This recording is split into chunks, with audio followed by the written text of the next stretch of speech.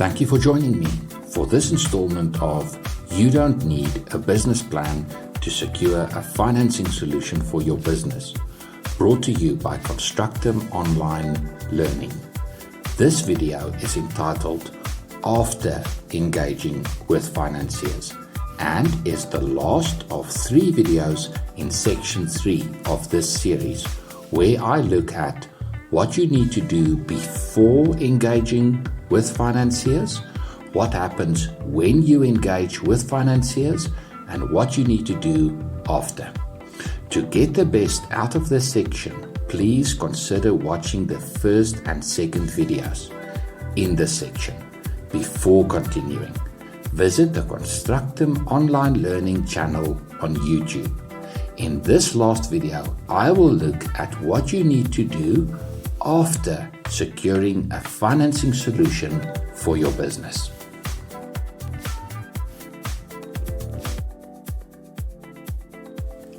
Financiers expend a great deal of effort to assess risk. With a rearview mirror bias, financiers attempt to predict the future based on historical data at one point in time. Sophisticated, industry-wide, integrated systems allow financiers to compose a picture of you, the lender. With watertight contracting, financiers seek to secure their capital and manage the downside risk. Despite all of these efforts, the decision to approve a credit application remains largely subjective. Credit managers use their gut feel to decide. As an entrepreneur seeking to secure financing for your business, you will do well to understand that at the end of the day, you are dealing with people, and people do business with people they like and trust. So much of the success of entrepreneurship depend on the trust-based relationships your business has with internal and external stakeholders, including financiers. Trust is a function of both character and competence. Your character is assessed based on how you have conducted your financial affairs in the past. That is all financiers must go on. They have nothing else to work with. Financiers' opinion of your competence, on the other hand, is very much a function of how you present yourself and your business and the financial results financiers find in your financial statements.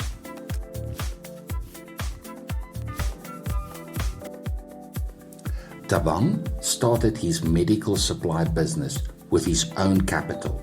He had very little leverage with which to negotiate prices with suppliers. And since he was a startup business, suppliers were unwilling to extend any form of trade terms to him. But Thabang is a hustler of note. He kept knocking on doors and eventually convinced a buyer from a large hospital group to give him a chance. Thabang secured a high-value purchase order, but did not have the capital to procure the goods. So he approached a financier.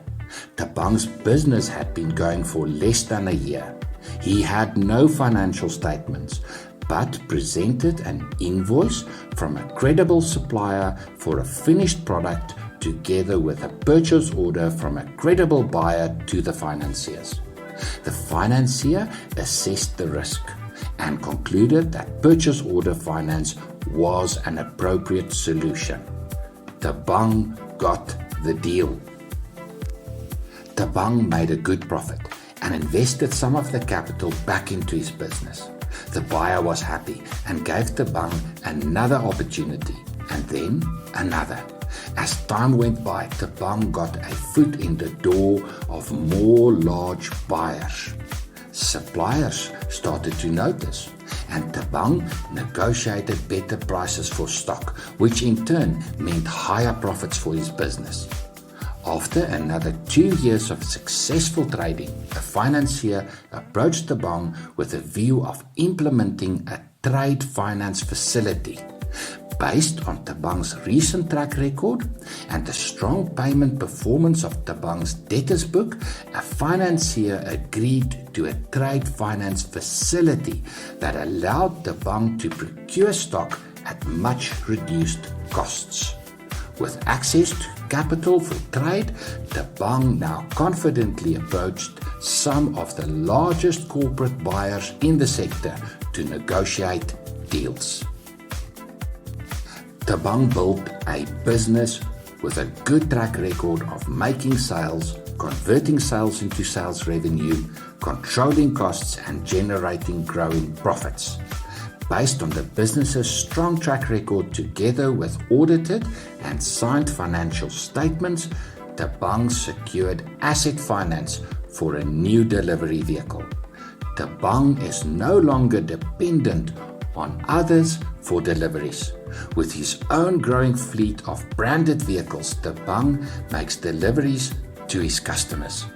Soon, Tabang will start looking at acquiring his own corporate headquarters. You can build your business. Engage with financiers in a professional manner, and you can establish relationships to catapult your business from startup right through to a business that becomes a true asset of value for you, its shareholder. Thank you for joining me. For more videos like this, please visit the Constructive Online Learning channel on YouTube. Good luck with your business.